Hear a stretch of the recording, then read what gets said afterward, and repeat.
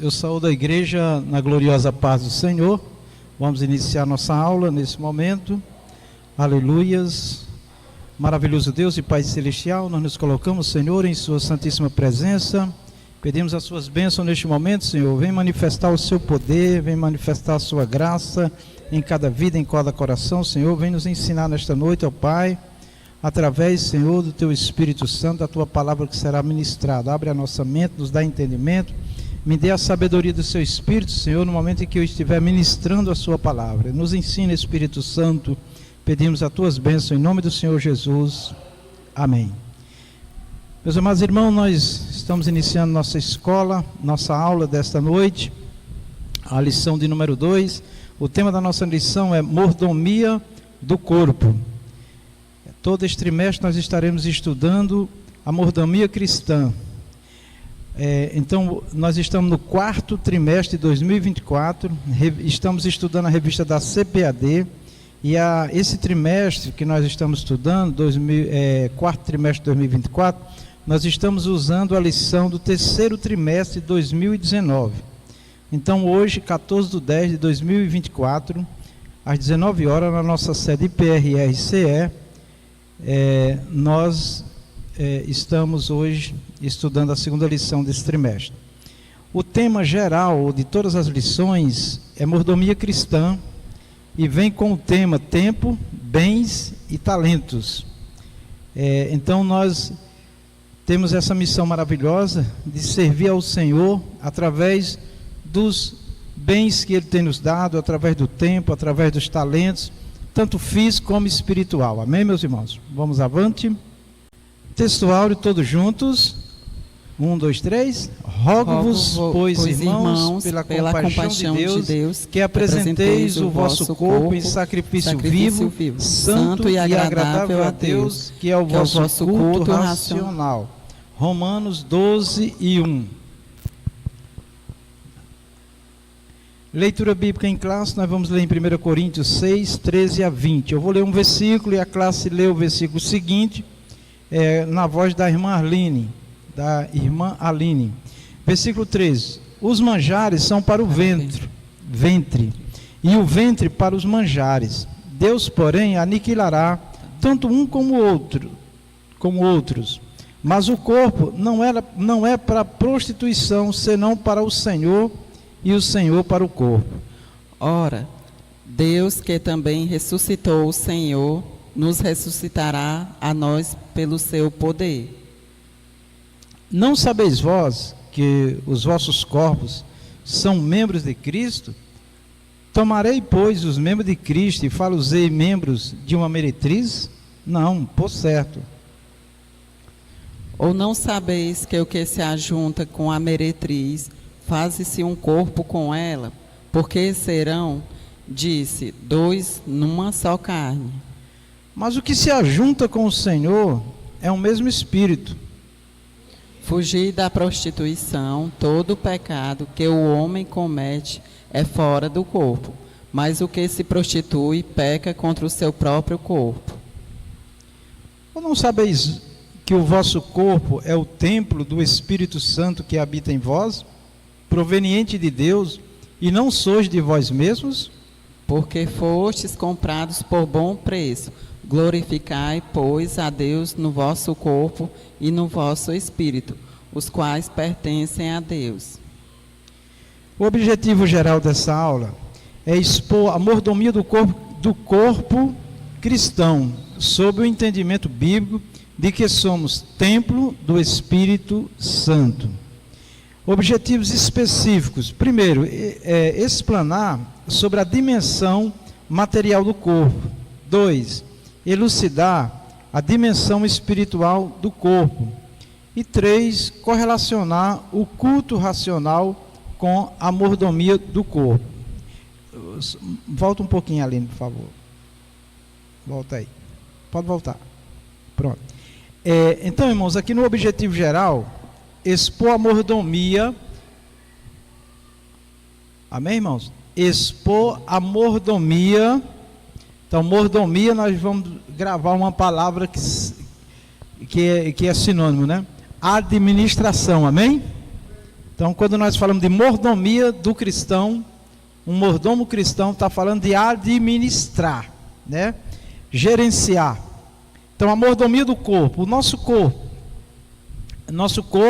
os irmãos sabem que ele é um corpo físico e ele é um corpo também imaterial, que é a alma e o espírito, né? Então, como administrar o corpo cristão, tá? E aqui um ponto importante que nós vamos estar sempre lembrando é que essa administração tem que ser bíblica, tem que ser conforme a Bíblia, né? E o ponto alto dessa administração é entender que nós, seres humanos, que servimos a Deus, somos templo, morada do Espírito Santo, morada de Deus, né?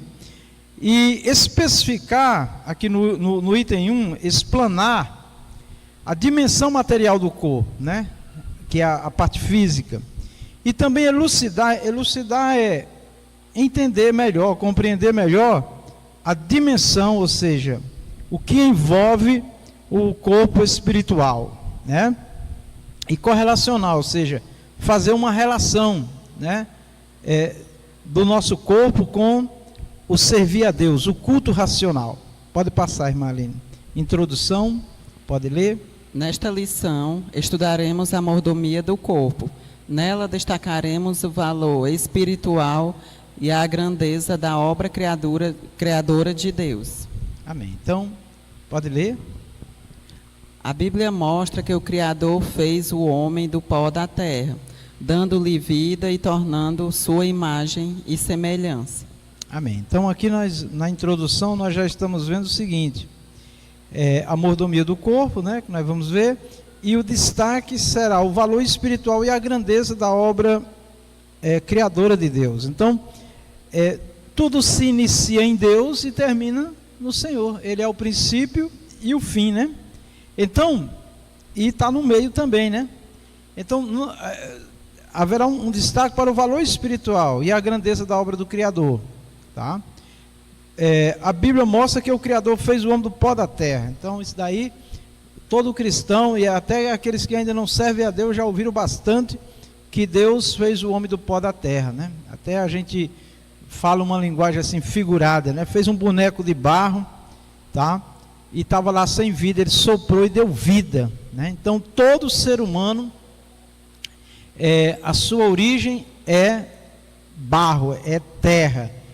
E todo ser humano, irmãos, é muito importante isso, recebe um espírito para viver fisicamente.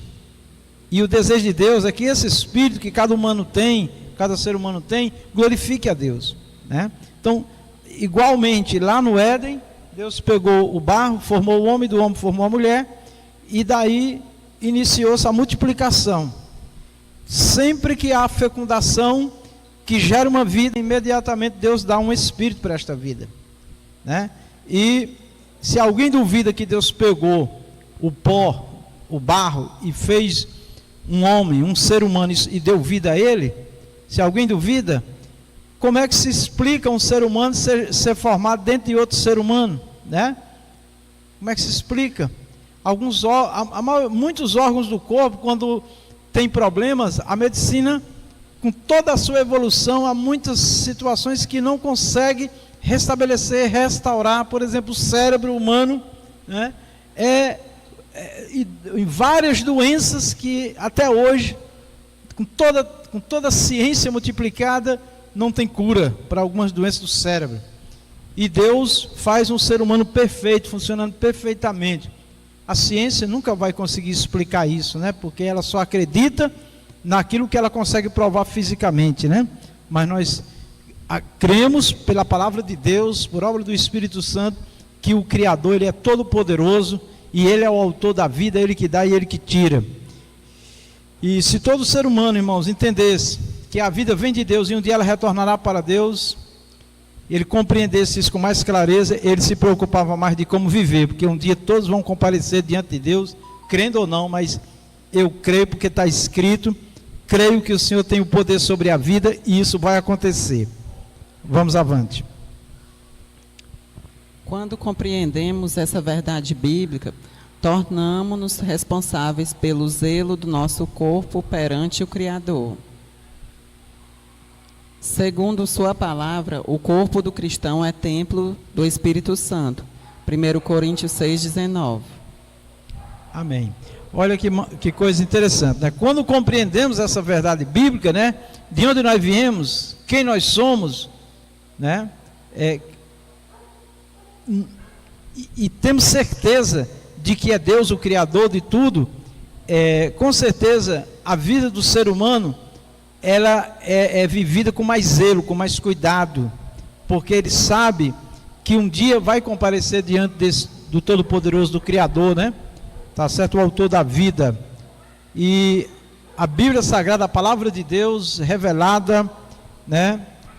Fica bem claro aqui em 1 Coríntios 6,19, na Bíblia Sagrada, que nós somos templo e morada do Espírito Santo. E se nós somos, né? Porque Paulo disse assim, né? Se é que o Espírito de Deus habita em vocês, né?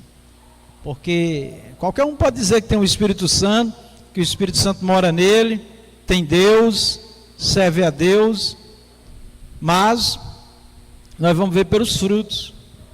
Mas às vezes até os frutos são também produzidos, são fachadas, né?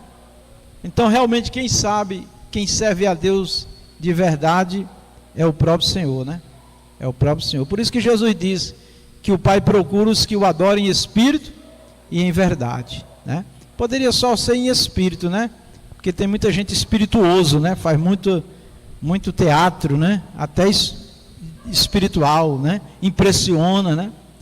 Mas é verdade? Está vivendo a verdade de Deus? Só Deus para julgar, né?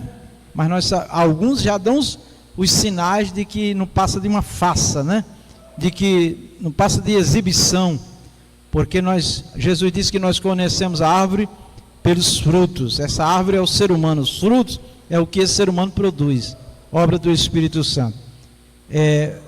Irmão Zé Carlos, veja onde é que está o microfone sem fio.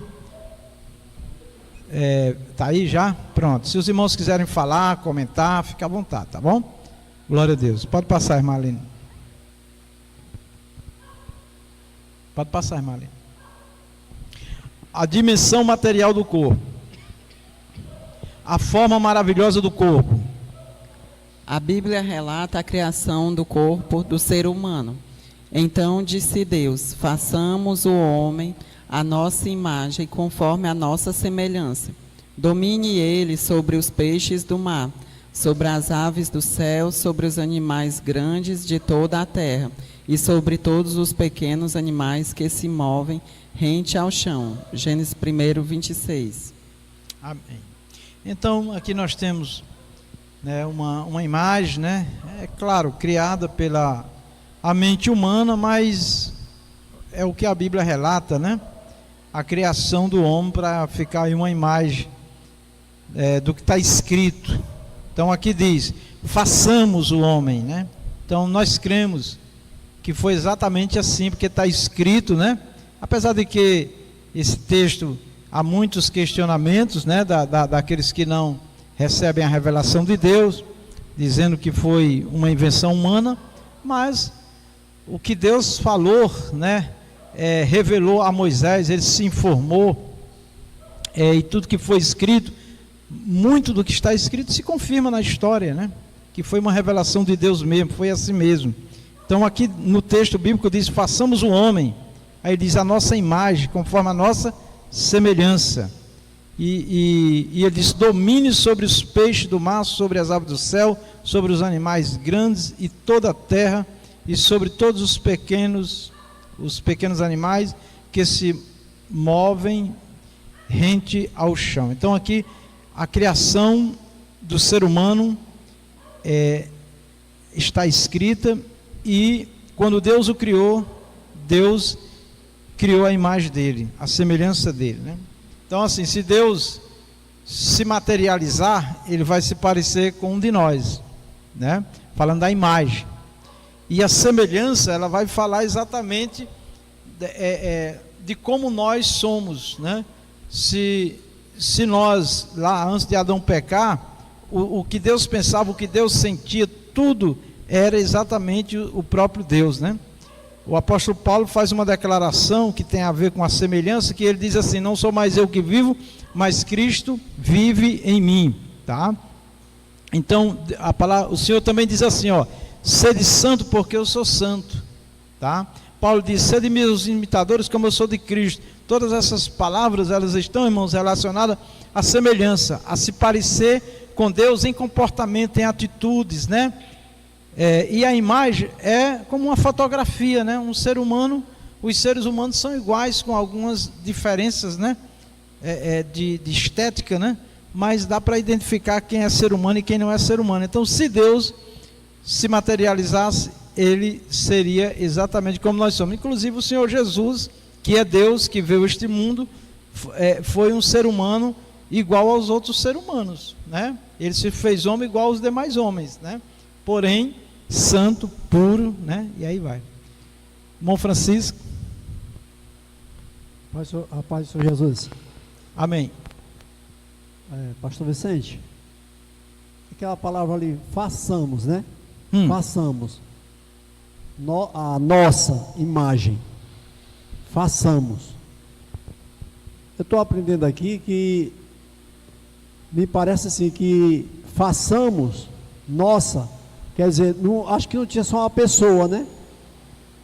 Ele disse assim, Deus dissesse assim: Deus, eu faço a minha imagem, né? Está entendendo? A minha imagem. Ele diz: façamos a nossa imagem, né? Eu estou querendo entender que tinha alguém ainda ali com Deus, né? Façamos a nossa imagem. Aí eu vejo assim, eu acho que tinha alguém com Deus ali naquele momento. Ele estava falando com alguém, né? Vamos para o português, né? Façamos está na terceira pessoa, né? Ou seja, indica 3 pessoas, né? No verbo é a terceira pessoa, 3 pessoas, né? E nos originais, segundo os que estudam os originais, lá no original essa palavra façamos, ela vê o nome de Deus no plural, tá? Plural é mais de uma pessoa, certo? É um só Deus manifesto em mais de uma pessoa, tá? Então, a maioria dos teólogos, eles pelo original e como está na nossa língua em português, entende-se que aí existia 3 pessoas: Pai, Filho e Espírito Santo, tá? A Trindade. Aqui é uma das palavras que quem conhece os originais prova de que a Trindade, apesar de não ter a palavra Trindade, mas indica lá plural, né? Mais de uma pessoa. E quando nós vemos na Bíblia, no contexto da Bíblia, Deus, que é um só, se manifestando Pai, Filho e Espírito Santo, então leva-se para essa palavra façamos as 3 pessoas. Então, na hora da criação estava o Pai, o Filho e o Espírito Santo, certo? Façamos o homem. Esse homem aí, ele é genérico, ele é tanto macho como fêmea, tá? É o ser humano. Então, façamos o homem. Claro que nesse momento foi feito o varão, mas do próprio varão foi feito também a mulher, foi tirado, né, a costela e fez a mulher. Então, assim, a indicação da criação humana é tanto macho como fêmea, tá certo? Mas Deus, em outra parte, ele vai dizer que ele os fez macho e fêmea, tá? Então, Deus estabeleceu uma diferença do sexo, masculino e feminino, macho e fêmea, né? É por isso que a igreja não aceita, né, a alteração dessa ordem criada do Criador, tá? Nós não aceitamos, né?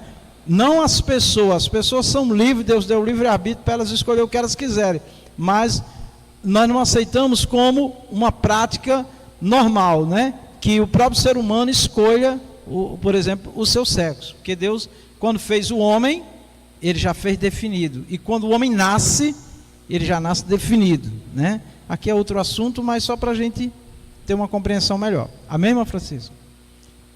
É isso aí. Tá bom assim? Ok, vamos lá. Se alguém quiser falar, fica à vontade.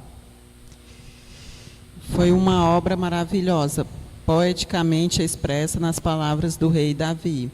Eu te louvarei, porque de um modo terrível e tão maravilhoso fui formado. Maravilhosas são as tuas obras, e a minha alma o sabe muito bem. Salmo 139, 14. No mesmo salmo, o autor sagrado traz à memória a contemplação divina do corpo humano ainda informe. Meus ossos não estavam escondidos de ti, quando em secreto fui formado, e entretecido como nas profundezas da terra. Salmo 139, 15. Amém.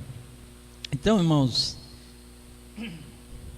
como eu já falei, muitas coisas a ciência não vai conseguir explicar e não vai aceitar. A ciência, né? O estudo científico. Por quê? Porque eles só acreditam, os cientistas, tecnicamente, cientificamente, só naquilo que eles conseguem provar. Mas tem cientistas que creem em Deus, tá? Muito bem. Então aqui, no Salmo 139, o rei Davi, ele diz: eu te louvarei, porque de um modo terrível e tão maravilhoso fui formado.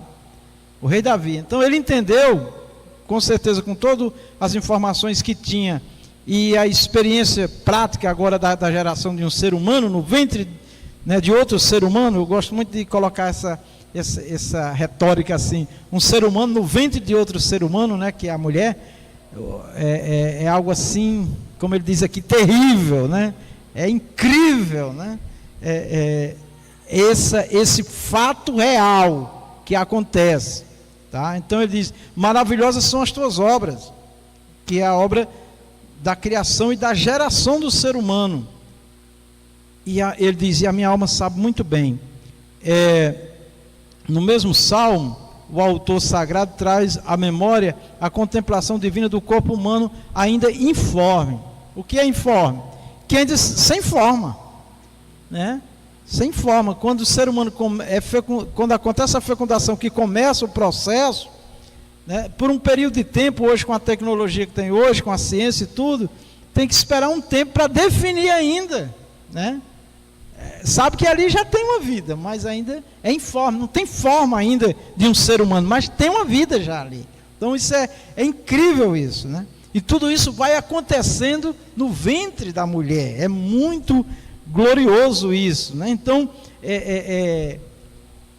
ele diz aqui: fui formado e entretecido como nas profundezas da terra. Esse entretecido, irmãos, os irmãos sabem que as roupas que nós usamos são fios, né? Entrelaçados, que formam um tecido, né? Mas são fios finíssimos, né? Então é incrível isso.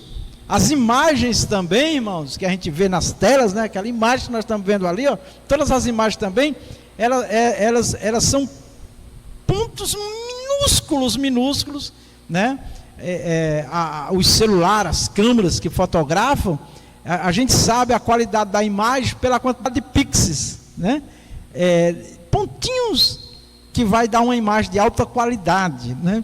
Então assim é o ser humano, quando ele inicia é algo insignificante e vai se desenvolvendo. Então o salmista fica maravilhado com isso. E aí o ser humano, na sua estupidez, né, de falta de conhecimento do Espírito Santo, ignora o Criador. Meu Deus, como é que pode uma coisa dessa, né?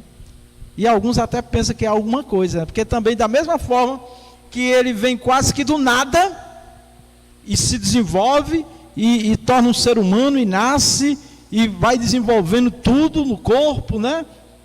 E chega a uma idade adulta, envelhece, morre, também vira pó, também volta ao zero, né? Então, amados, isso é um processo. Isso daqui que a gente está falando, o que é que tem a ver com a mordomia do corpo?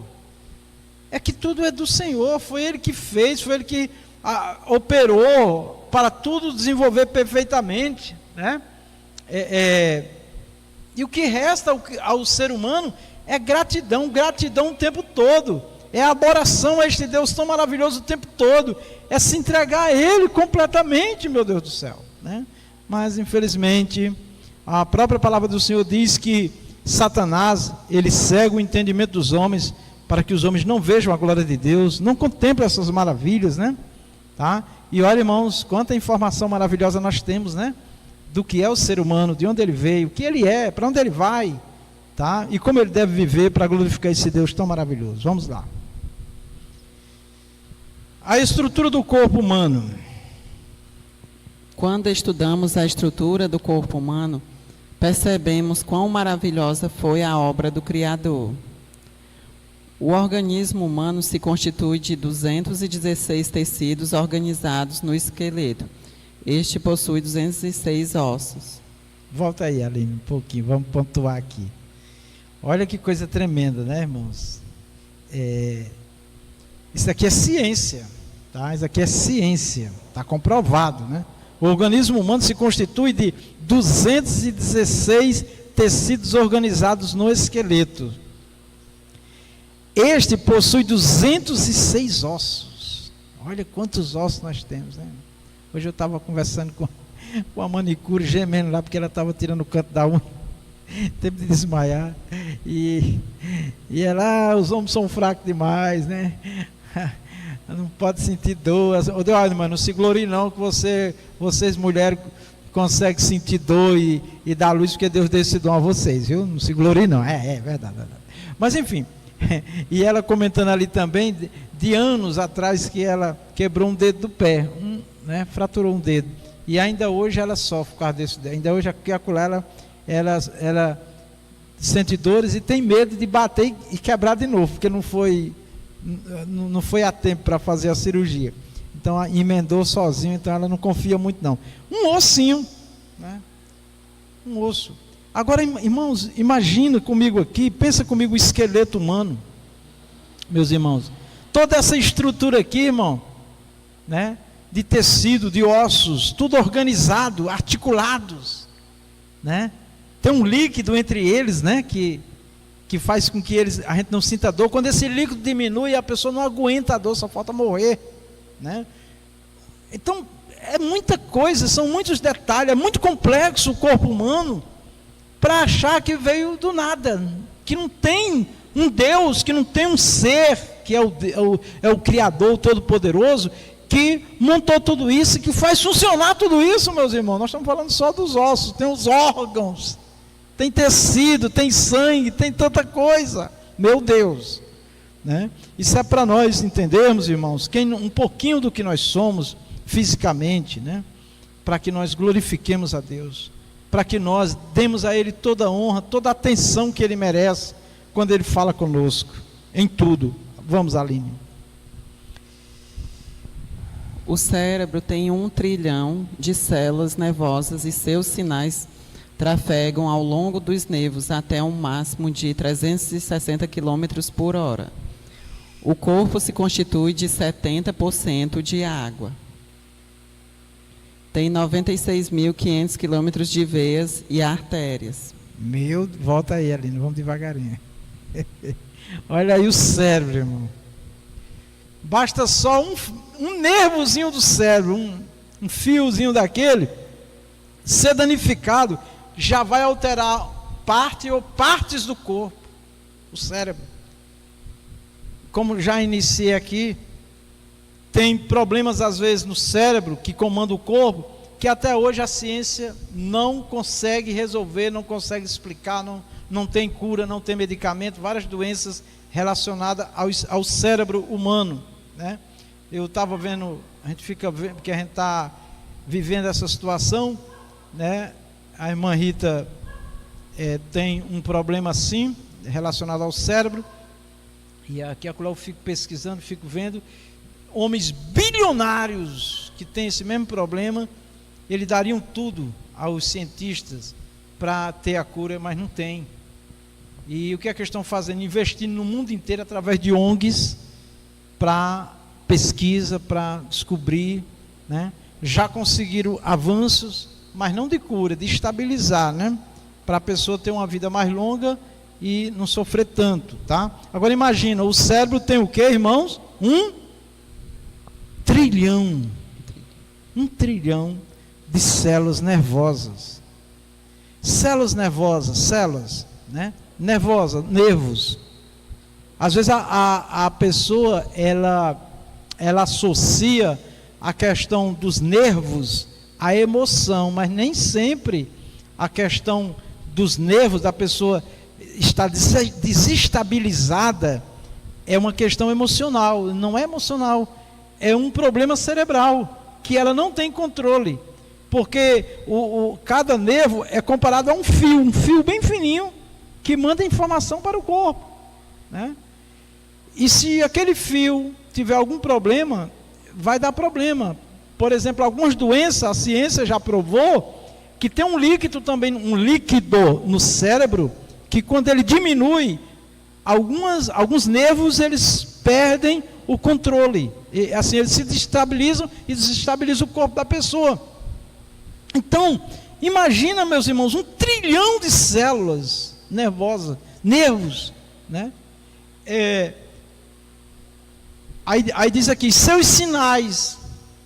Os irmãos têm uma ideia? Um sinal. A gente apaga e acende uma luz, é um sinal, né? Então os nervos mandam sinais para o corpo: fome, sede, alegria, tristeza, raiva. Tudo está relacionado, toda a parte emocional do corpo está relacionada a isso aí. Tudo é comandado pelo cérebro, o ser humano é comandado pelo cérebro. Eu fiz um curso, quando eu estava na empresa estudando, para poder fazer leitura das pessoas de comportamento, que é chamado neurolinguística. Neurolinguística. Linguística é língua, linguagem, e neuro é cérebro. Leitura do cérebro, né? Lê o cérebro humano. Então, aquilo foi fenomenal, né? A mulher, a professora lá, a palestrante, ela fez coisas lá, assim, fazendo avaliações da turma, que as pessoas ficavam assim assustadas, e ela dizia: aqui não tem nada de religião, não tem nada de revelação de Deus aqui tudo é estudo do cérebro. Então, porque, irmãos, olha como é incrível isso. Aqui está falando dos sinais. Todas as vezes, ouçam isso que eu vou lhe dizer, todas as vezes que nós ouvimos um som, que nós vemos uma imagem, qualquer coisa que o nosso cérebro capta, nós emitimos uma reação, certo? Emitimos uma reação, às vezes inconsciente, e mais, tem informações que nós vemos através da imagem visual, audiva, que nós não processamos na hora o cérebro, a gente não consegue processar, mas fica armazenado. Quer ver? Você às vezes vai num lugar e nem prestou bem atenção, mas depois você, rapaz, eu passei num lugar e vi alguma coisa que eu não estou lembrando, mas você viu, e agora você quer lembrar, porque o cérebro captou, mas não processou. Então assim, toda a humanidade, irmãos, hoje, ela é manipulada, é trabalhada, tudo em cima do cérebro, tá? Tudo, os vendedores, né? As pessoas que vendem produtos, então, que são profissionais de venda, tá? Todo o trabalho dele é em cima do cérebro humano, estuda as pessoas, né? A paz do Senhor a todos. Pastor, no meu caso, pastor, eu ouço vozes. Essa voz vem do cérebro ou de algum espírito, algum inimigo assim? Pronto, vamos lá. O irmão Francisco, ele ouve vozes, né? Pronto. As vozes podem ser coisa do mundo espiritual, mas as vozes podem ser criação do cérebro. O cérebro também, quando a pessoa tem algum distúrbio, a gente fala distúrbio, eu acho essa palavra, não gosto dessa palavra, mas assim, quando há um descontrole no cérebro, né? É como se estivesse dando uma interferência, tá? Aquilo dá um choque, né, no cérebro, e a mente produz sons, ela ouve coisas, né, que não é real, mas é produzida pelo cérebro. Ele tem essa capacidade também, tá? Então as vozes, infelizmente no mundo religioso, a maioria das pessoas associam tudo que é vozes, que as pessoas dizem que está ouvindo, que às vezes é um eco do cérebro. A mente é tão forte aquilo dali, que é como se ela ouvisse realmente a voz. Por exemplo, você às vezes está pensando muito numa coisa, está muito concentrado numa coisa, e você ouve uma voz e você ouviu, a pessoa, não vi nada não. É o sentimento que é tão forte que cria uma voz, e parece que você está ouvindo uma voz. Então assim, irmão Francisco, as vozes que o irmão ouve, pode ser o inimigo também, né, lançando perturbação, mas às vezes pode ser também devido à sua enfermidade, né, e também os medicamentos que você toma, isso também causa um estresse no cérebro, tá? que eles atuam exatamente no sistema nervoso seu, tá certo? Então assim, nem sempre vozes que você diz que está ouvindo é do inimigo de Deus, tá? É demônio, né, como a gente diz. Pode ser e pode não ser, tá? Normalmente, quando as vozes são de demônios, a pessoa ela fica perturbada, tá? Ela fica agitada, tá? Quando é uma voz, às vezes só dessa pressão no cérebro, tá? A pessoa fica assim angustiada, fica aflita, ela fica sob pressão, porque o cérebro está gerando essa pressão nela, tá? Evangelista Zé Carlos. Pastor Jesus a todos. Às vezes também, pastor, a interpretação que o cérebro faz de alguns sons à nossa volta. Por exemplo, o barulho da chuva dá a impressão de que muita gente aplaudindo, né? Dá aquele chiado.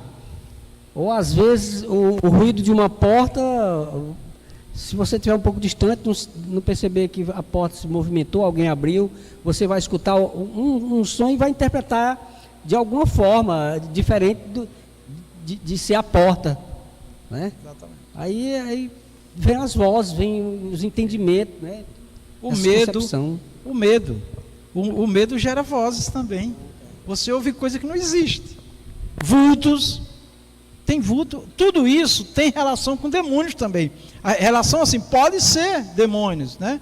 Mas assim, os vultos, por exemplo, que a pessoa vê, às vezes é vertigem, ela está em estado de choque, através do medo, do pânico. Então assim, tudo está relacionado também ao cérebro, tá? Tudo. Então, o que a gente precisa nesses momentos aqueles que servem a Deus, a exemplo do irmão Francisco, é sempre dobrar o joelho, irmão Francisco, ligar a mente e o coração em Deus e pedir: Senhor, acalma minha alma, acalma o meu espírito, toca no meu cérebro. Peça muita oração, irmão Francisco, para o Senhor operar no seu cérebro, porque todos nós somos comandados pelo cérebro, e quem tem algum problema no cérebro, o seu corpo se desestabiliza sem a gente querer, tá certo? Então isso é importante. Mas enfim, eu estou fazendo esse comentário aqui, irmãos, e hoje é a mordomia do corpo, é para nós entendermos que o nosso corpo, fisicamente, biologicamente, ele é muito complexo. E quando vai para o mundo espiritual, que não é físico, é imaterial, fica mais difícil ainda, tá? Porque se mistura espiritualidade com cérebro, com hormônios, com nervos, com tantas coisas que não dá para uma pessoa resumir tudo em demônio, resumir tudo em diabo. Não é assim. Eu lembro muito de uma irmã lá em São Paulo, que ela tinha um caroço no cérebro, na cabeça, e estava ligado ao cérebro, e era maligno, e aquela jovem sofria muito. Todo culto ela ia lá pedir oração, era uma serva de Deus, mas sofreu muito. E um dia, um pregador foi pregar na nossa igreja, e ele era usado em revelação. Nós cremos em revelação, viu?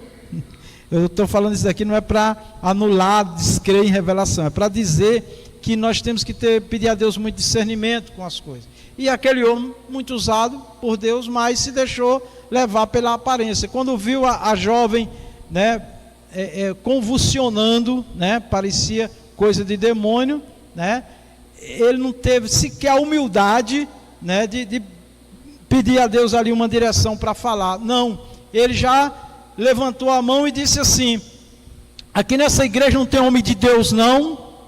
Já foi lá agredindo já os pastores e tal, e disse: essa moça há quanto tempo está aqui endemoninhada, e foi falando de demônio. Aí o pastor se levantou e disse: irmão, essa moça não tem demônio, essa moça já foi diagnosticada há tempo com um caroço no cérebro. Isso daí não é demônio, isso daí é convulsão devido ao caroço no cérebro. Então ele ficou todo desconcertado. O pastor pegou o microfone de volta e foi se sentar. Então, temos que ter cuidado. Nem tudo que parece é. Amém? Então, muita vigilância, tá certo? Muita vigilância quanto a essas coisas. Mas os demônios, quando pegam as pessoas, é assim mesmo. Faz essas coisas também. Mas pode ser uma doença biológica, pode ser uma doença espiritual, pode ser demônio, pode não ser. Então precisa de discernimento, precisa ter vigilância quanto a essas coisas, tá bom? Porque estou falando isso devido à complexidade humana, que a gente não pode resumir só numa coisa, tá? Muito bem. Então olha aqui, ó. Ao longo dos nervos até um máximo de 360 km por hora, irmão. As células têm 1 trilhão, o cérebro tem 1 trilhão de células nervosas e seus sinais trafegam. Trafegar é circular no nosso corpo, irmãos, da cabeça aos pés, tudo 360 km por hora. Os irmãos sabem o que é 360 km? Daqui em Palmeirinha 12 km. Daqui no centro de Fortaleza, eu acredito que sejam uns 18 km. É 360 km. Daqui em Tianguá, 310 km. Só para os irmãos terem uma ideia de distância. E isso acontece dentro de um corpo humano, meus irmãos. É muito movimento na vida do ser humano, né? E quando essas coisas entram em choque, aí nós vamos ver complexidade, né? Problemas. Bom, o corpo se constitui de 70% de água. 70% do nosso corpo é água, né? Tem 96.500 quilômetros de veias e artérias. Meu Deus! E uma veia, só uma no cérebro, que vier a estourar, uma veinha de nada, é o derrame cerebral, é o AVC, a pessoa pode morrer ou fica paralisado. Meu Deus do céu. Imagina, tem que ter um Criador para isso, né, irmãos? E nós temos que todo dia agradecer a Deus, porque a gente pode se movimentar, pode ir e voltar, pode pular, é claro que tem uns que não podem mais, né? Mas enfim, é muito maravilhoso isso, irmão. Imagina viver 100 anos, 90 anos, irmãos, com toda essa complexidade e ainda está funcionando. Meu Deus do céu, né? Então, para que isso? Para nós adorar a Deus, irmão, para nós glorificar o Senhor, para nós agradecer a Ele todo dia, toda hora pela nossa vida, para nós não deixar que as coisas ruins, as coisas más, né, venham ocupar a nossa vida. Vamos para frente, vamos sair da ciência. 10 bilhões de vasos capilares, 100 trilhões de células.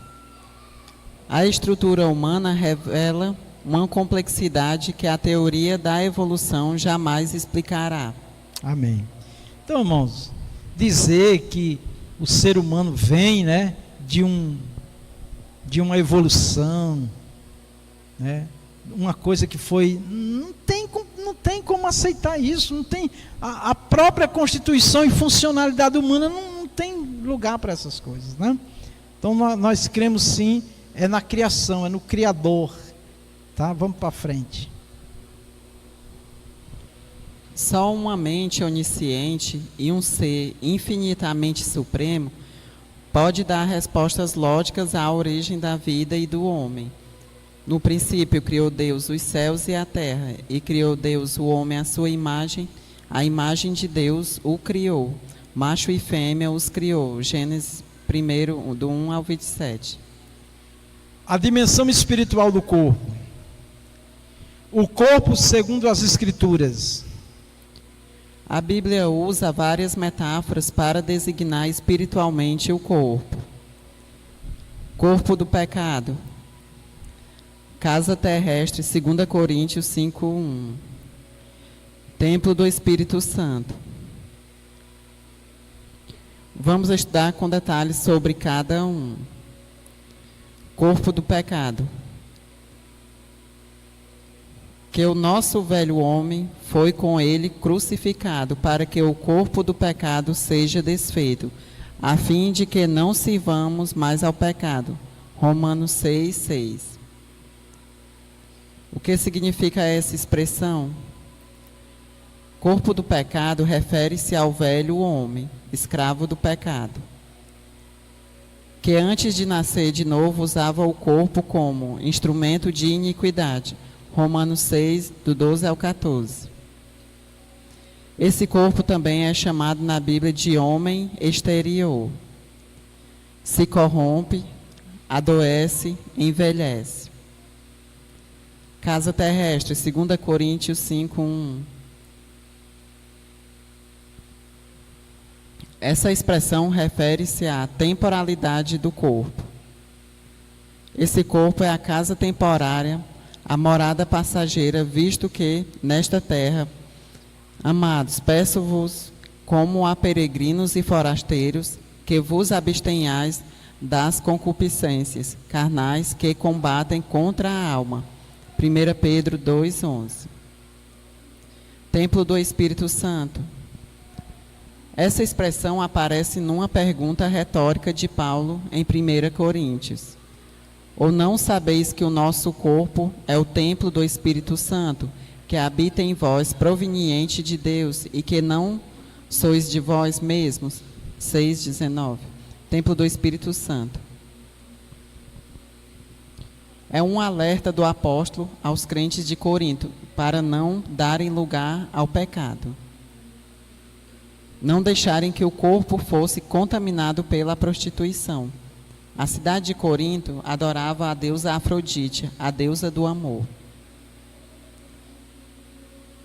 2:2. Pecados contra o corpo. Só um minutinho, Marlene. Então, os irmãos estão vendo aí, nós estamos observando aí o corpo, matéria, o corpo físico, né? Que ele está diretamente ligado à alma e ao espírito. Então, tudo que o corpo produz está diretamente ligado à alma e ao espírito. Então, não tem como uma pessoa dizer que está vivendo, né, para Deus e não cuidar do corpo, da matéria, tá? Da parte física. Tá? Por isso que nós, com muitas críticas que sofremos, nós nos apegamos às Escrituras quando diz respeito ao corpo, à matéria. Tá? Porque às vezes ela não reflete exatamente o que a alma e o espírito mas na maioria das vezes sim, tá bom? Então nós devemos sim cuidar do corpo, e aqui nós temos abundantes referências, né, para o cuidado do corpo, matéria. Vamos para frente, vamos lá, irmã Aline. 2:2, pecado contra o corpo. Prostituição, adultério, fornicação. Usar o corpo como mercadoria a ser vendida para fins sexuais é prostituição.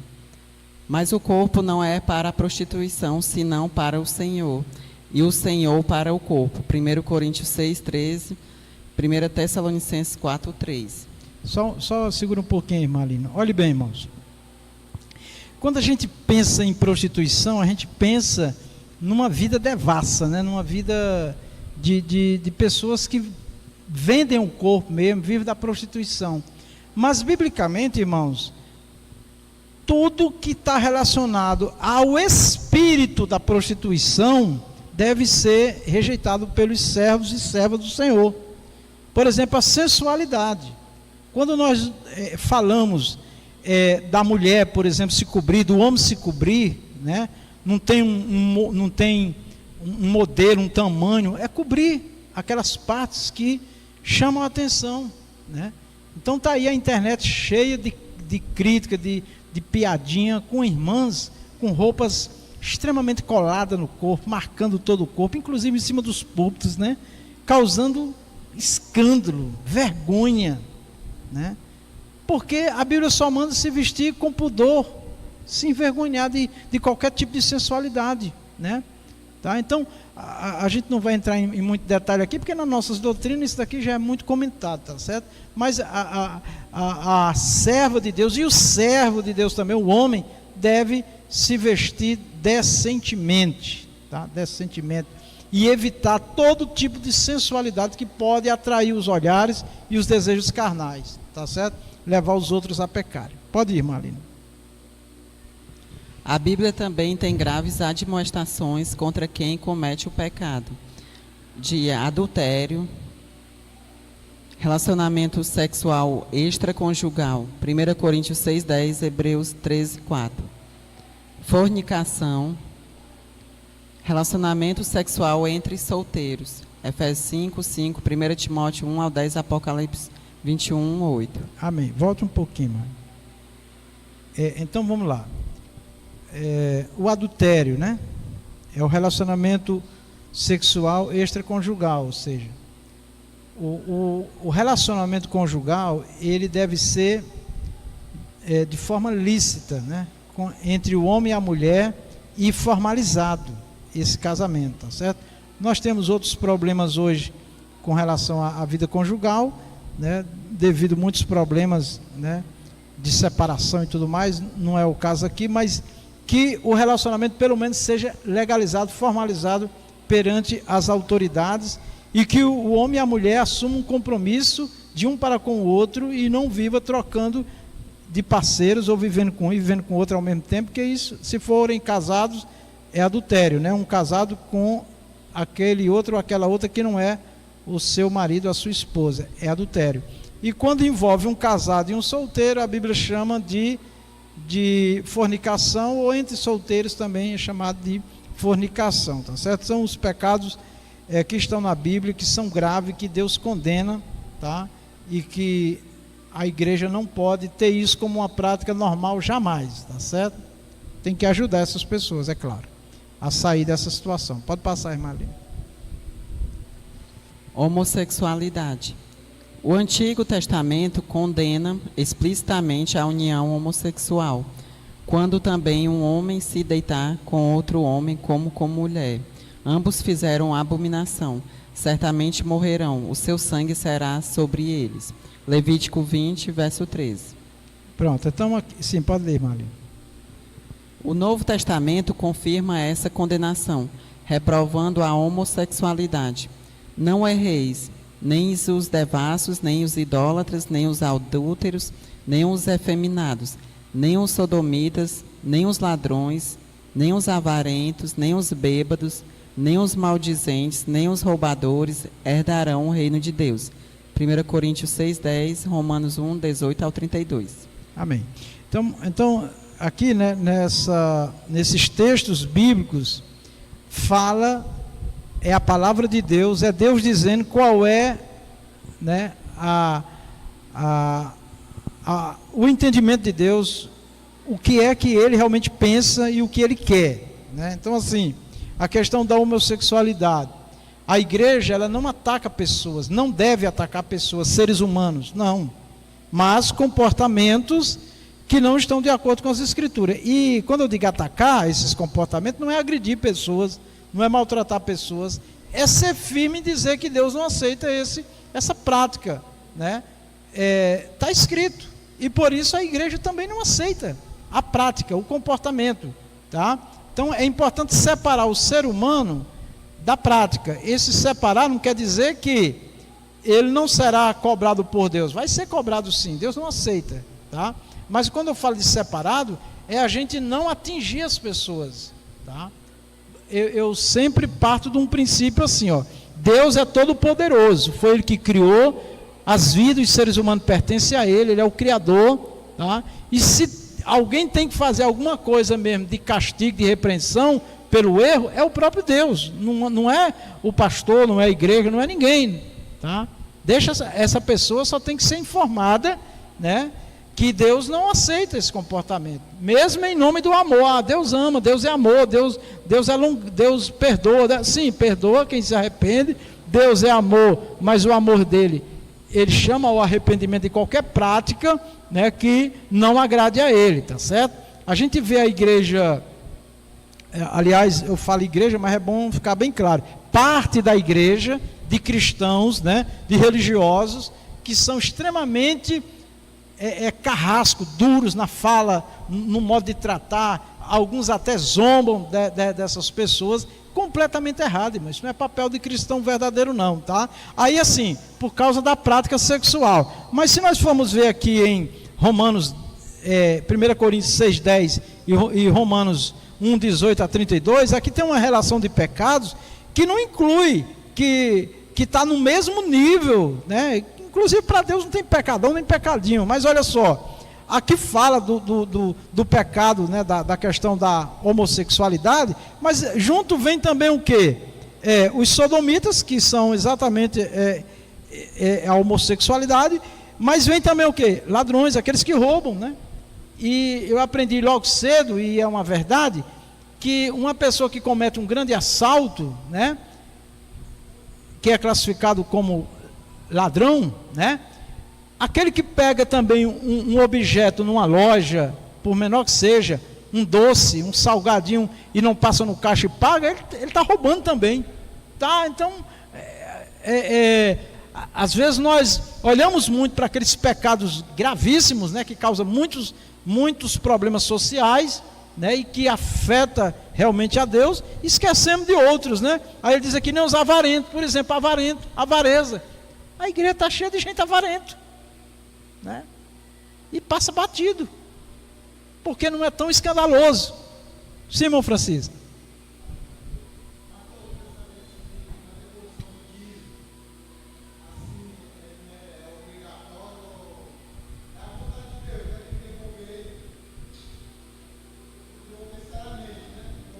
Isso. O irmão Francisco está perguntando sobre o dízimo. O dízimo é obrigado? O dízimo é 10% de tudo que vem à nossa mão, na Bíblia.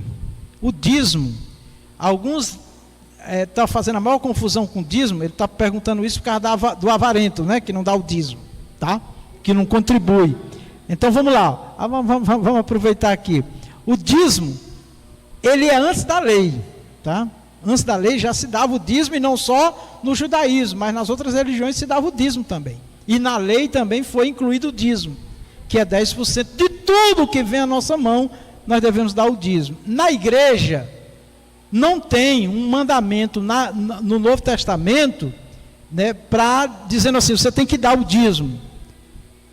O Senhor Jesus, quando falou de dízimo, ele falou assim, de outras coisas, e disse, não omitiu o dízimo também, a contribuição, tá? Quando Paulo fala de contribuições, ele diz que nós devemos dar, né? Deus ama o que dá com alegria, das nossas posses, né? Mas não tem no Novo Testamento assim, uma determinação assim, se você não der o dízimo, você perde salvação. Não é isso. Agora vamos lá. O que é dízimo? 10%. Por que a maioria das igrejas adotam o dízimo? 10% de tudo que vem à nossa mão. Porque a igreja, a finalidade do dízimo no Antigo Testamento, em Malaquias, está lá escrito, para que haja mantimento na minha casa. E o mantimento da casa era exatamente o templo e também os que cuidavam do templo. E é a mesma coisa hoje, tá? Então a maioria das igrejas adotam o dízimo, a igreja evangélica, o dízimo como um ato de fé para manter a obra. Agora é importante a gente entender uma coisa. Alguém pode achar que pegar 10% do que ele ganha, ainda dizendo que é pouco, né? Mas tem pessoas que vivem sem um salário mínimo, e vive. Não tem nem salário mínimo, tá? Agora Deus diz assim, faça prova de mim, para ver se eu não abro a janela do céu e derramo uma bênção tal, sem medida. O que é que Deus está dizendo? Que tudo que nós fazemos com amor, pela fé, crendo que Deus vai nos abençoar, porque é para a obra dele, meu irmão, não importa quanto eu ganho, quanto eu tenho, tá? Então voltando, a igreja adotou o dízimo, a grande parte da igreja evangélica adotou o dízimo, 10% de tudo que tudo que vem à nossa mão. A nossa igreja, Igreja Pentecostal Renovação dos Remidos, nós pedimos pela fé, pela palavra de Deus também, que é referência bíblica, que os irmãos sejam dizimistas, dê 10% e dê as ofertas, façam votos. Para quê? Para manter a obra. Tá? Agora vamos lá. Percebam. Alguém pode chegar e dizer assim: ah, mas no Novo Testamento não tem lá determinando que eu, crente em Jesus, devo dar o dízimo. Então eu sou obrigado a dar o dízimo? A minha resposta é assim. Primeiro, por que você está fazendo essa pergunta? Você acha que está diminuindo a sua renda? Eu não estou falando com o irmão Francisco, não, de uma forma geral. Porque está diminuindo a sua renda, então você está desacreditando que Deus pode te dar muito mais, né? Porque você está pegando 10% e colocando para a obra dele, para manter a obra dele. Você acha que Deus não vai te recompensar? Primeiro, o dízimo não é do que eu vou ganhar, é do que eu já ganhei. Então Deus me deu 100%, amém? Foi Deus que me deu? Foi. Ele me deu primeiro a vida, me deu inteligência, me deu trabalho, abriu as portas para me receber um benefício, para me receber alguma coisa, para mim ter minha renda. Foi Ele que me deu. Né? Aí Ele me dá 100% e eu devolvo 10%, eu fico com 90% para cuidar da minha vida. Nós vamos chegar na mordomia do dízimo, viu? Dos bens materiais vai entrar o dízimo mesmo. Tá? Então assim, a palavra do Senhor diz: Deus ama o que dá com alegria. No nosso ministério que o Senhor nos confiou, nós pedimos pela palavra do Senhor que os irmãos sejam dizimistas, dê o dízimo, que os irmãos façam suas ofertas anônimas e voluntárias e façam votos, que é bíblico, e vocês serão abençoados, tá bom? Agora, os avarentos, eles não abrem a mão dele é mirrada, amém? Ele não abre a mão, ele só abre a mão para pedir, né? Mas para dar ele fecha. Agora eu garanto para vocês, que eu sou testemunha todos esses anos, quem é dizimista, vê o agir de Deus na vida dele financeiramente, amém? Então é isso. Bom, Francisco, o dízimo é um ato de fé, amém? Não é uma lei, é um ato de fé, de confiança em Deus, de gratidão a Deus. Quem faz assim, Deus abençoa. Pronto, ali é no Antigo Testamento, aquela palavra ela é dita a Israel. Ele diz assim, né, que o povo estava roubando a ele. E o povo diz em quê? Ele diz, nos dízimos. Vocês estão me roubando. Porque para a nação de Israel, o dízimo é igual ao imposto. Era um imposto, ele tinha que pagar. Para a igreja não, é um ato de fé, de gratidão, de amor. E Deus abençoa. Amém? Seja um dizimista. E você será abençoado sempre.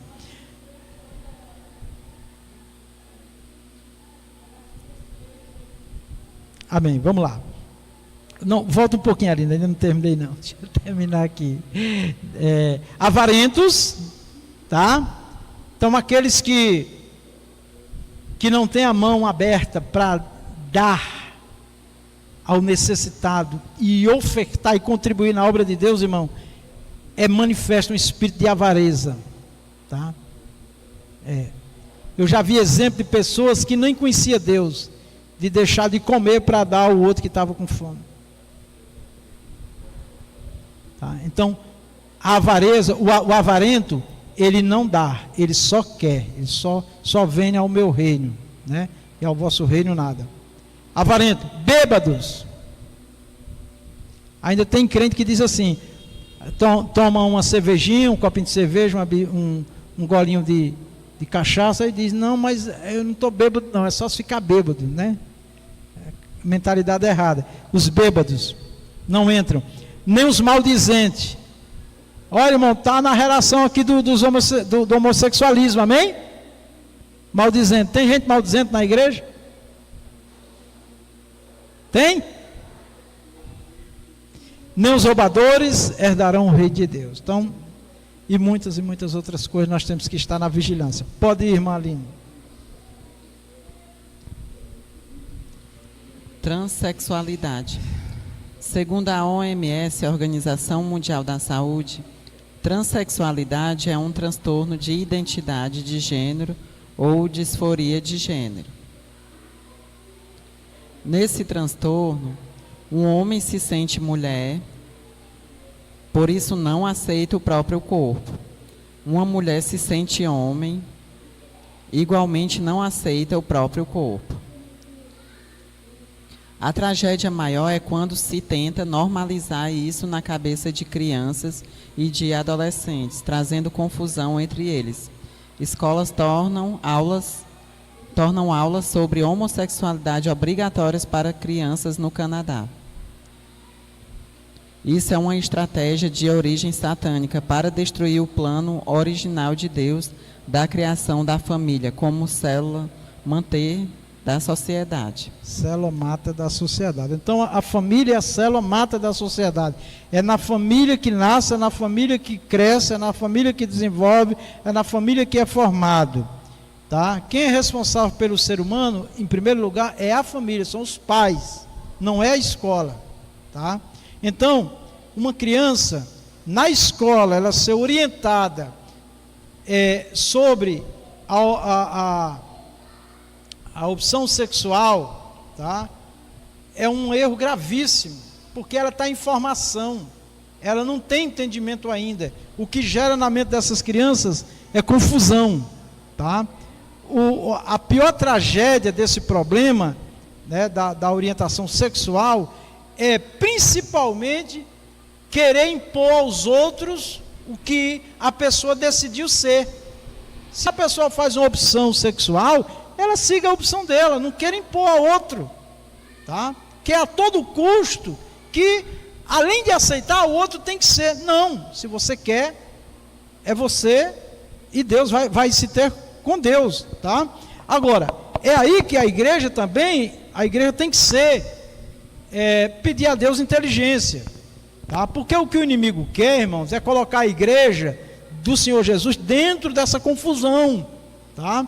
E o que a igreja tem que fazer, os pais têm que fazer, é ganhar os seus filhos, é ensinar os seus filhos em casa. O problema que nós estamos vivendo maior na atualidade com esse problema, com essas ideologias, é que os pais colocam um celular ainda na mão de uma criança, e a criança fica brincando, daqui a pouco ela está envolvida com outras coisas, os pais não têm tempo. Aí o que acontece? Chega nas escolas, ou passa a ter relacionamento com outras pessoas, totalmente desorientada, desinformada, né? Porque nós vemos hoje que os filhos de hoje, de 40, 50, 60 anos, ele lembra muito dos pais, do que os pais ensinaram. A minha mãe que não sabia ler nada, mas eu tenho muita instrução da minha mãe, né? Poxa, e hoje o que é que acontece? A família, os pais, poucos pais criam os filhos. Quem cria os filhos é os avós, é os tios, é as escolas, é as creches, e o pior, o celular. Televisão nem se fala mais, criança não tem mais nem televisão, é celular. E os pais não têm tempo para os filhos. Alguns, porque realmente tem que trabalhar, realmente é complicada a vida do capitalismo imposto. Mas uns é por relaxamento mesmo, é por descuido mesmo, tá? Porque os pais mais do que nunca têm que travar uma luta para ter tempo para os seus filhos, ganhar os seus filhos, ou ver o comportamento dos seus filhos desde criança logo, e estar instruindo eles, acompanhar eles, saber com quem eles estão andando, né? Então assim, eu sei que muitos pais fazem isso, mas outros são relaxados, tá? Alguns querem e não podem, porque o tempo é consumido pelo trabalho, pelo cansaço, enfim, são muitas situações. Mas a responsabilidade número 1, irmãos, pelo indivíduo é a família, são os pais. E outra coisa, irmãos, os pais, eles têm uma faixa etária para cuidar, viu? Porque hoje, então, depois de 12, 13, 14 anos, você já começa a perder o controle, entendeu? E não adianta bater, não adianta violência, tá? Porque senão já entra a questão de lei, já é desde criancinha, é desde menino, já vai acompanhando, vendo, observando o comportamento da criança, não fazer vista grossa, tá bom? Então assim, primeiro são os pais, depois é o governo, né? Que é o gestor da sociedade, inclusive na área da educação, e a igreja também tem o seu papel, que deve acompanhar e deve ajudar essas crianças. Nós temos, por exemplo, escola de criança na igreja. Aqui é bem tímido, mas você vê que os pais, nem todos têm aquele interesse de trazer os filhos para uma escola dominical, aliás, para uma escola bíblica dominical, que seja, né, para uma atividade, né, para aprender. faz um esforço enorme para levar o filho na escola secular, e está certo, porque é ali que ele vai desenvolver socialmente e que ele vai estudar e se preparar para uma vida profissional, uma vida na sociedade, está correto. Mas na igreja também os pais deveriam ter interesse, comprar literatura para os filhos, irmão, também, tá? Gasta às vezes com coisas supérfluas e não compra literaturas para os filhos, enfim, investir nos filhos. Então, isso daí que está acontecendo, irmão, nesses países de primeiro mundo, é porque, infelizmente, as famílias entregaram os filhos às escolas, a outros. Então, isso é assim, primeiro a família, depois, assim, para o cristão, a igreja, e depois a escola secular, para ganhar os nossos filhos para o Senhor, tá certo? Pode falar, irmão Antônio Rodrigues. Eu cumprimento a amada igreja com a gloriosa Pai do Senhor Jesus. Pastor, é o seguinte, eu tenho 3 filhas, certo? Mas desde quando elas vão para a escola, eu vou deixar na porta, a mulher vai buscar. Isso foi da mais velha, da mais nova até a mais velha. Então depende muito do pai. O pai chega, jogou da escola, eu chego, deixo na escola, vou deixar a mais nova na escola, mas eu só saio da porta da escola quando eu vejo ela subir, e demora um tempo. Aí tem uma senhora lá do outro lado que disse: ei, moço, eu admiro muito o senhor. Você só admira o quê, senhora? É porque o pessoal está observando a gente. O senhor todo dia vai deixar sua filha na escola. Já os outros pais não vêm. Jogou aí. Na reunião de pais e mestres eu estou lá. E sou crítico. Quando tem algo de errado eu chamo a atenção. Primeiro de tudo, os colégios estão tirando farda. Um fardamento identifica o aluno. O que aconteceu com o aluno fora da sala de aula, fora do colégio, você tem como identificar ele. Hoje não, hoje o próprio governo não quer. Mas ele quer mandar no seu filho, quer mandar no meu. Eu disse para a senhora lá do colégio: filho meu, mando eu. O governo manda lá nas coisas dele. Porque se o governo tomasse de conta do povo, o ladrão não vivia preso. Amém. Assim.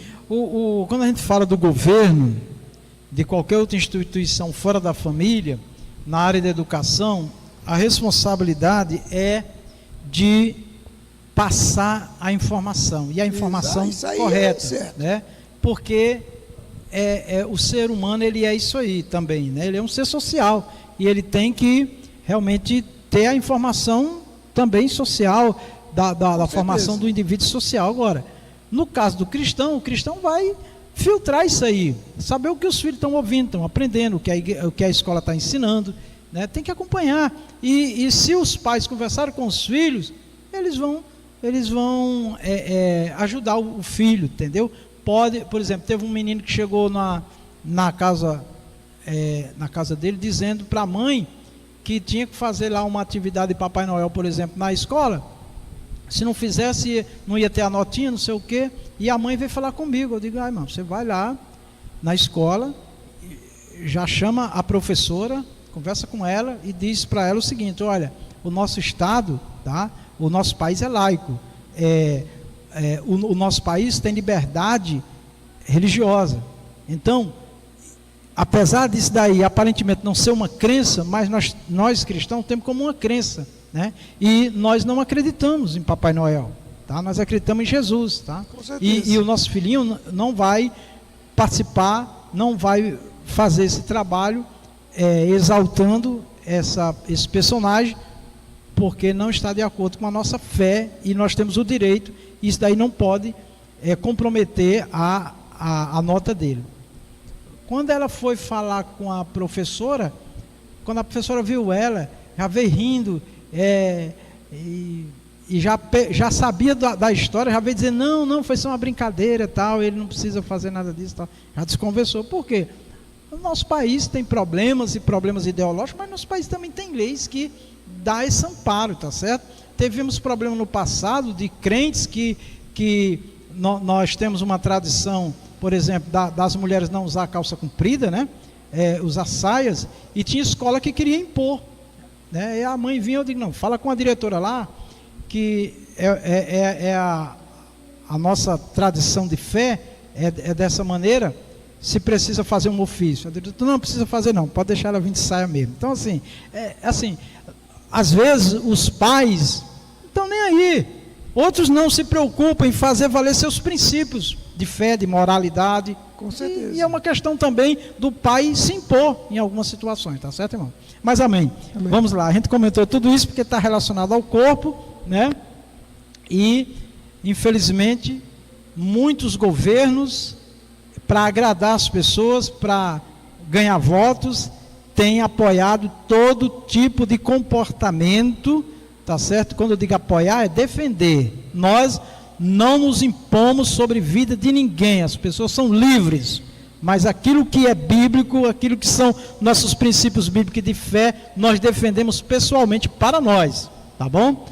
A opção, Jesus diz, quem crê será salvo, quem não crê será condenado. Então nós cremos na palavra de Deus. Vamos lá?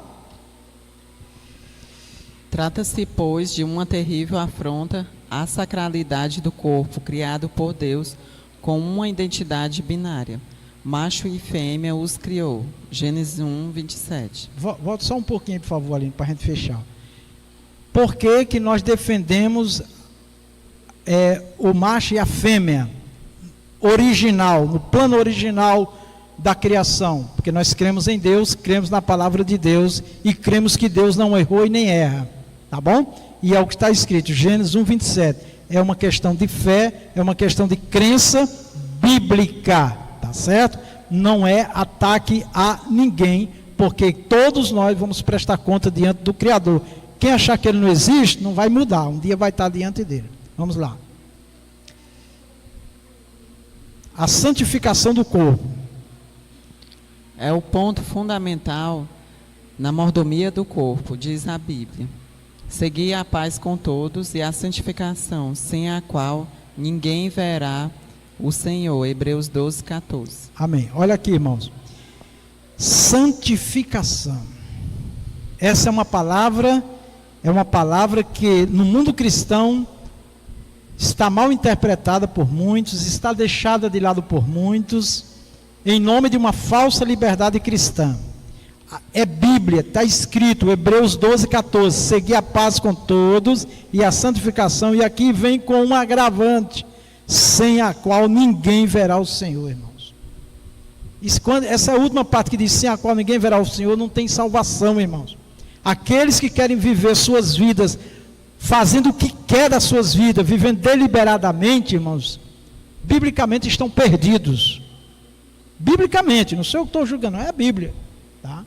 Porque quem acha que tem que fazer, que faz o que quer de sua vida, ele está dizendo que a Bíblia, para ele, tanto faz como tanto fez. E não é assim que funciona diante de Deus, tá bom? Então fiquemos alerta, vamos lá. Os meios da santificação que vêm da parte de Deus. É Deus que age diretamente na santificação integral do crente, espírito e alma e corpo. 1 Tessalonicenses 5, 23. Volta aí, Aline, só para mim reforçar um ponto aqui com os irmãos, ó. É Deus quem age diretamente na santificação integral do crente. Quando diz aqui que é Deus que age, essa obra é dele, de santificar. Mas a decisão de aceitar de quem é? É minha, amém? É minha. Quem decide se quer ou não sou eu. Aí fica aquele negócio às vezes na cabeça de certos crentes, Deus vai fazer a obra. Não, deixa Deus fazer a obra. Ele já fez a obra. Em muitas vidas ele já fez a obra, ele já disse o que é, como tem que ser. Ele já deu poder. A pessoa que não quer, então ele não vai fazer esta obra. Amém? E percebam, integral a santificação é espírito, alma e corpo. Aí essas conversas que Deus não está preocupado com o corpo, é outra mentira. Está preocupado sim, porque corpo, alma e espírito estão ligados. O que o corpo fizer, a alma e o espírito vai responder. Amém? Vamos lá.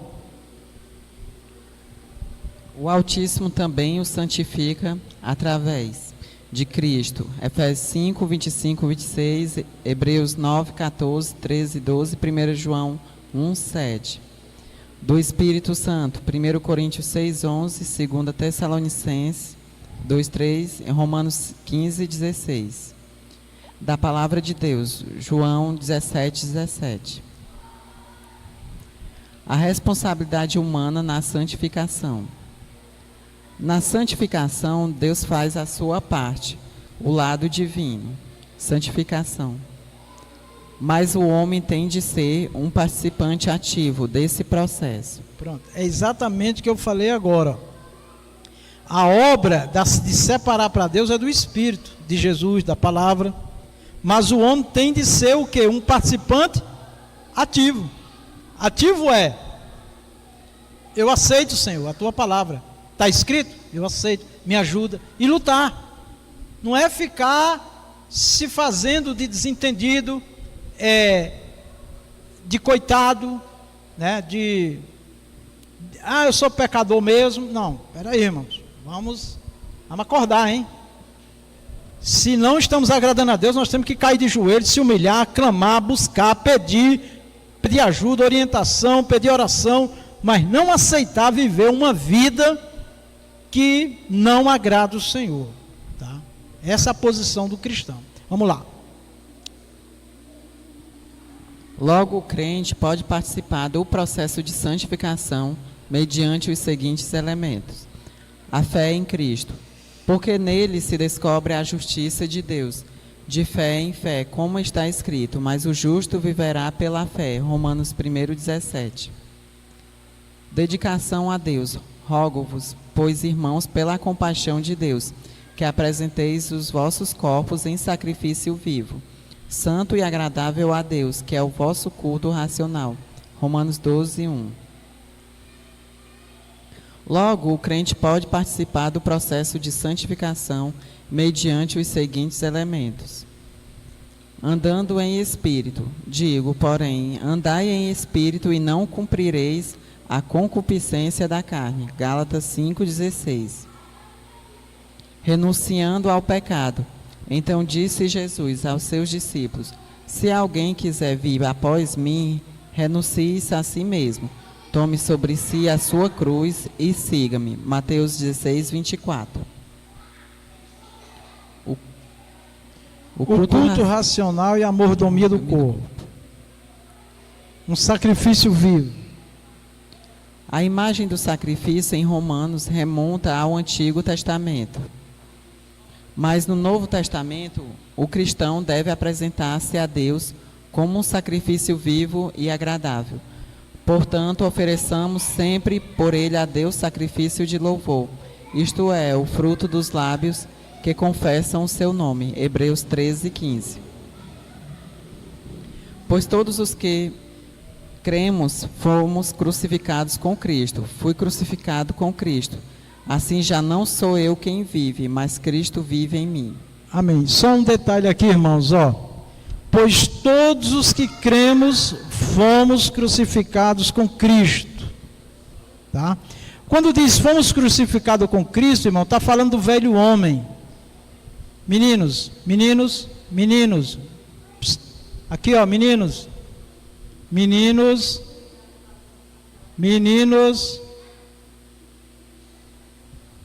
Fiquem comportadinhos, tá? Vocês vão já terminar a aula, a vocês ficam à vontade. Vamos lá. Fui crucificado com Cristo, assim já não sou eu que vivo, mas Cristo vive em mim.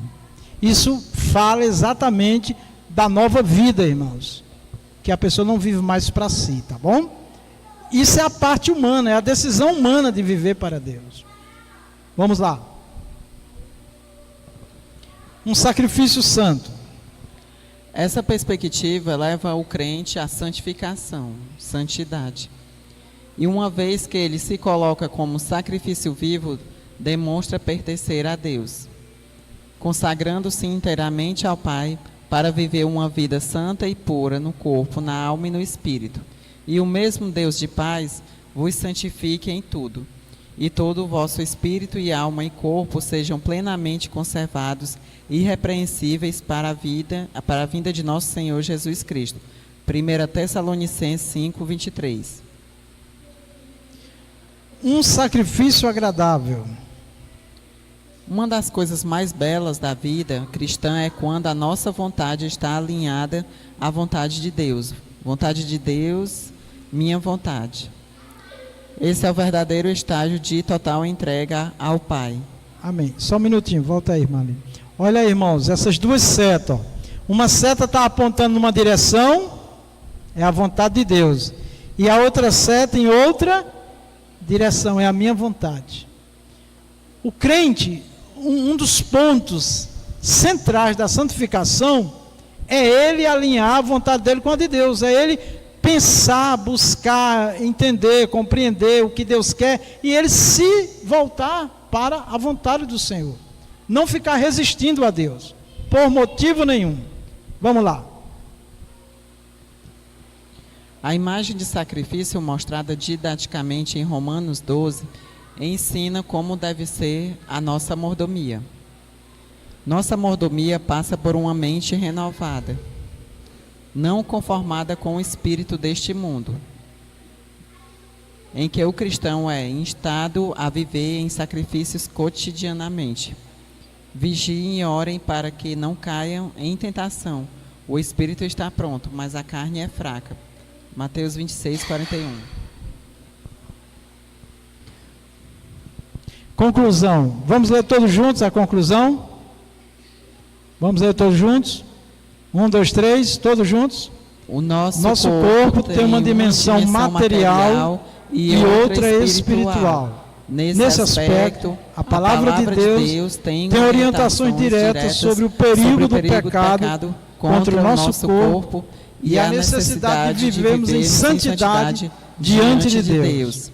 Assim, para glorificá-lo, precisamos prestar um culto racional a Deus, apresentando-nos em sacrifício vivo, santo e agradável ao Eterno. Que Ele nos faça mordomos fiéis de seus bens, tão preciosos em todo o nosso espírito, alma e corpo. Amém. A secretaria agora com a palavra, em nome de Jesus. Graças a Deus, saúde a igreja com a paz do Senhor Jesus. Amém. Vamos ouvir as classes, Soldadinho de Cristo.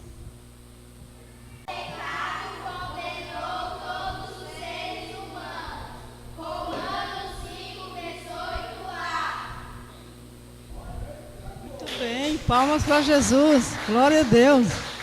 A classe Soldadinho de Cristo tem 9 alunos matriculados, 2 ausentes, 7 presentes, nenhum visitante. Total de assistência de 7 alunos. Classe Sal da Justiça.